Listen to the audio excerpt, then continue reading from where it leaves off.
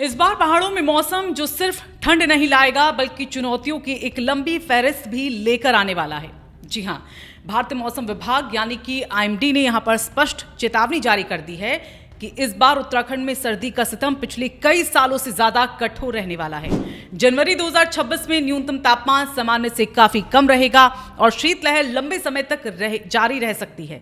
मतलब साफ है कि इस बार ठंड सिर्फ दस्तक नहीं देगी बल्कि घर में घुसकर जमकर ठिठुराएगी। और अब चलिए आपको बताते हैं कि पहाड़ों में कितनी ठंड पड़ सकती है, कौन से जिले सबसे ज्यादा खतरे में हैं, क्यों बढ़ रही है शीतलहर की मार और सरकार ने क्या तैयारी की है और लोगों को खुद कैसे सुरक्षित रहना है। दरअसल आईएमडी ने कहा है कि इस बार जनवरी 2026 में न्यूनतम तापमान नॉर्मल से नीचे गिरेगा। इसका मतलब क्या है? मतलब ये कि रातों में ठंड हड्डियों तक चुभेगी। कई जगह पारा 0 डिग्री के सेल्सियस आसपास भी जा सकता है। शीतलहर लंबी चलेगी, बर्फबारी ज्यादा और बार बार होगी। पहाड़ों में फिसलन, सड़क बंद होने की संभावना भी ज्यादा बनी रहेगी। बुजुर्ग, बच्चे और साथ ही गर्भवती महिलाएं सबसे ज्यादा इससे प्रभावित होंगी। यानी उत्तराखंड के लिए ये सर्दी सामान्य नहीं, गंभीर होने वाली है। अब सवाल उठता है कि अचानक ऐसा क्या हुआ कि ठंड रिकॉर्ड तोड़ने जा रही है। इसका सबसे बड़ा कारण है तो वो है वेस्टर्न डिस्टर्बेंस की लगातार सक्रियता। उत्तर भारत में ठंडी उत्तरी हवाओं का जोर, हिमालय इलाकों में तापमान पैटर्न में बदलाव का होना, जलवायु परिवर्तन के चलते चरम मौसम बदलना। आईएमडी की रिपोर्ट कहती है कि फरवरी मार्च में जो बर्फबारी होती थी अब वो दिसंबर जनवरी में शिफ्ट होने लगी है। ठंडी हवाएं नीचे मैदानी इलाकों तक पहुंच रही है। यही वजह है कि इस साल ठंड लंबी चलेगी और ज्यादा तीखी भी होगी। उत्तराखंड में कुछ जिले ऐसे हैं जहां पर इस बार ठंड का जो असर है वो बेहद खतरनाक हो सकता है, जिसमें सबसे ज्यादा आपको बता दें कि जो प्रभावित जिले हैं उसमें चमोली है, उत्तरकाशी, पिथौरागढ़, रुद्रप्रयाग, टिहरी और बागेश्वर, साथ ही चंपावत। इन जिलों में रात में तापमान काफी नीचे जाएगा। इसके अलावा अगर मैदानी जिलों की बात करें तो यहाँ हरिद्वार, उधम सिंह नगर और देहरादून, यहाँ भी कोल्ड वेव अलर्ट रहेगा। सुबह और रात की ठंड हड्डियां जमा देंगी। ठंड की गंभीरता को वहीं देखते हुए मुख्यमंत्री पुष्कर सिंह धामी ने सभी जिलों को सख्त निर्देश दिए हैं।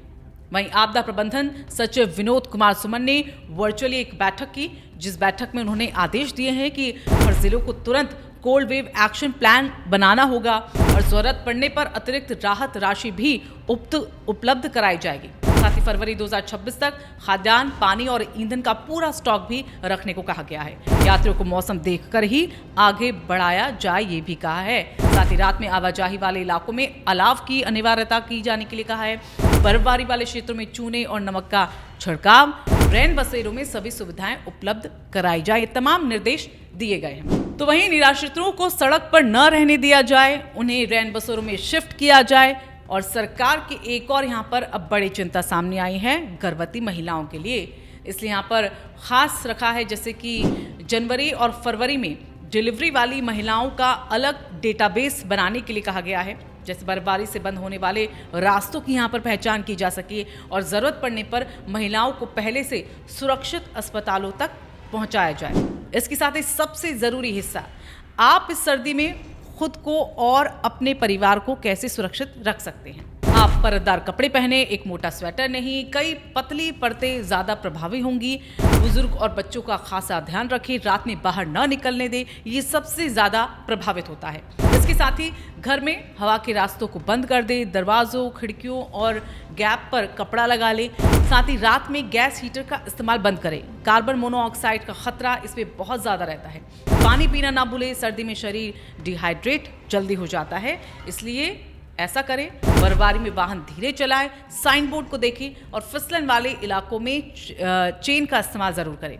गर्भवती महिलाएं यात्रा कम करें, बॉडी को गर्म रखें, हॉस्पिटल का नंबर हाथ में जरूर रखें। इसके साथ ही अगर गांव वालों की बात करें तो पशुओं के लिए चारे का स्टॉक आप रख लें।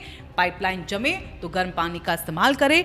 रजाइयां और कंबलों की व्यवस्था पहले से कर ले। तो ये तमाम नियम जो आप लोगों को करने हैं। वहीं यात्रियों के लिए एक विशेष सलाह दी गई है। चूंकि शीतकालीन यात्रा भी शुरू हो चुकी है, सरकार ने कहा है कि मौसम देखकर ही यात्रियों को आगे भेजें। अगर सड़क बंद हो तो यात्रियों को सुरक्षित स्थानों पर रोके। बेहद ठंड में अकेले नहीं जाएं। मोबाइल चार्ज रखें और परिवार को लोकेशन बता दें। सर्दी आ रही है, लेकिन इस बार मौसम सिर्फ ठंड नहीं लाएगा। ये स्वास्थ्य, सड़कें, बिजली, पानी, यात्रा, हर क्षेत्र पर अपना असर दिखाने वाला है। अंत में सर्दी से लड़ाई सिर्फ मौसम की नहीं होती, ये हमारी समझदारी, तैयारी और सतर्कता की भी एक परीक्षा है।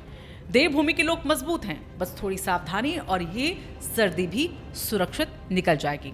तो इस वीडियो को आप ज़्यादा से ज़्यादा लोगों तक शेयर करें ताकि वो भी पहले से सर्दी के सितम को लेकर अलर्ट हो जाए। इस वीडियो को लाइक कीजिएगा, अपनी राय ज़रूर दीजिएगा।